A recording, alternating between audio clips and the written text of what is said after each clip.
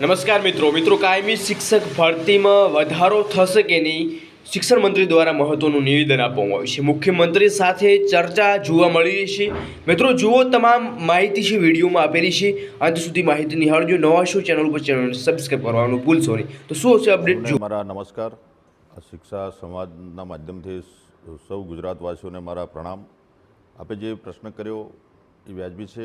આપણી આ સતત ચાલતી પ્રક્રિયાઓ છે જે શિક્ષકો 1 થી 8 ધોરણ, આપણું જે પ્રાથમિક, અપર પ્રાથમિક, 9 થી 12 આપણું માધ્યમિક અને ઉત્તર માધ્યમિક, આ જે આપણી જે અલગ અલગ આપણા વિભાગો છે અને દર વર્ષે 31/10 અને 31/5 શિક્ષક મિત્રો રિટાયર થતા હોય છે, એટલે જગ્યાઓ ખાલી પડતી હોય છે।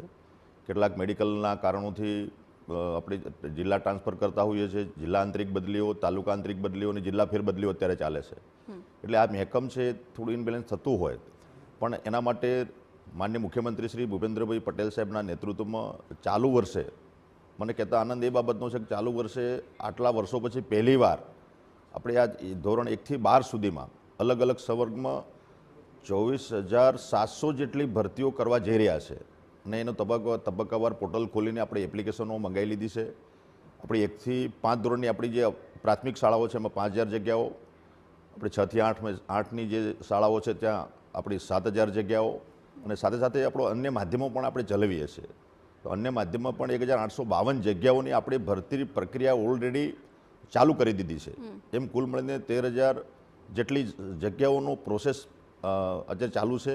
સાથે સાથે આપણે માધ્યમિક વિભાગ છે એમાં પણ આપણે જે જગ્યાઓ જે ખાલી છે એને ભરવા માટેના સઘન પ્રયત્નો માનનીય મુખ્યમંત્રી શ્રી અને અમારા શિક્ષણ વિભાગના સંયુક્ત ઉપક્રમે એ અમે ચાલુ કર્યા છે અને એમાં પણ આપણી જે 7,000 જેટલી જગ્યાઓ માધ્યમિક અને ઉત્તર માધ્યમિકમાં આપણે ભરવા જઈ રહ્યા છે। સાથે સાથે જે આચાર્યનો જે પ્રશ્ન હતો એચમેટનો, એનો ઉકેલ લાવવા માટે જે આપણી જગ્યાઓ ખાલી હતી એના માટે પણ અમે એપ્લિકેશનો મંગાવી છે અને એચમેટ આચાર્યની પણ ભરતી કરીશું। અને મને કહેતા એ બાબતનો સવિશેષ આનંદ એ છે કે આપણા ગુજરાતના યુવાનોએ ટેટ 2 પરીક્ષા પાસ કરી છે, સાથે સાથે ટાટ માધ્યમિક પરીક્ષા પણ પાસ કરેલી છે અને સાથે સાથે ટાટ ઉત્તર માધ્યમિક પરીક્ષા પણ આપણા વિદ્યાર્થીઓ પાસ કરેલી છે। એટલે ઘણીવાર આપણે ભરતી પ્રક્રિયા જે કરતા હતા એમાં જે 6 થી 8ની ભરતી પહેલાં કરીએ એટલે વિદ્યાર્થીઓ જે છે માધ્યમિકના અને ઉત્તર માધ્યમિકના પણ ફોર્મ ભરી દેતા।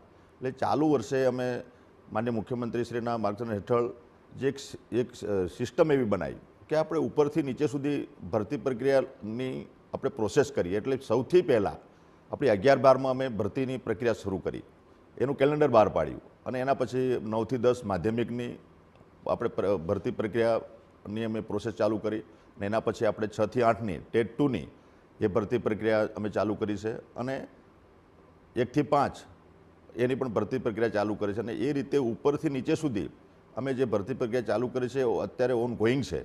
અને મને કહેતા બાબતનો આનંદ છે કે આ પ્રકારે ભરતી કરીશું એટલે વિદ્યાર્થીઓને જે કેટેગરીમાં જવાનું છે, જે સંવર્ગમાં જવાનું છે ત્યાં જે જશે, એટલે ભરતી થયા પછી જે વિદ્યાર્થીઓ જે જગ્યા છોડીને પાછા માધ્યમિકમાં અને ઉત્તર માધ્યમિકો જતા એ પ્રોસેસ આ વખતે બંધ થશે એનો મને આનંદ છે અને એમ કુલ મળીને જે આપણું મહેકમ છે એ પ્રમાણે ભરતી પ્રક્રિયા અમે ચાલુ કરી છે। તો આઈ હોપ કે તમને માહિતી સારી લાગી હશે। માહિતી સારી લાગી હોય તો વિડીયોને લાઈક કરવાનું ભૂલશો નહીં। તમારા મિત્ર સર્કલમાં ચોક્કસ શેર કરજો જે લોકો કાયમી શિક્ષકમાં અરજી કરી છે અથવા તો અગાઉ 2025ની ફરી 26ની ભરતી માટે તૈયારી કરી રહ્યા છે। બાકી મિત્રો નેક્સ્ટ અપડેટ છે એ કઈ ભરતી મેરિટ લિસ્ટ બાબતથી તમને જોવા મળી જશે। નવા છો મિત્રો, ખાસ સૂચના છે, ચેનલ પર નવા છો, અગાઉની અપડેટ નથી જોઈ, જે પણ ઉમેદવારો નવા છે તો જુઓ અને મિત્રો ચેનલ પર નવા ચેનલને સબસ્ક્રાઈબ કરવાનું ભૂલશો નહીં। જય હિન્દ, જય સંવિધાન।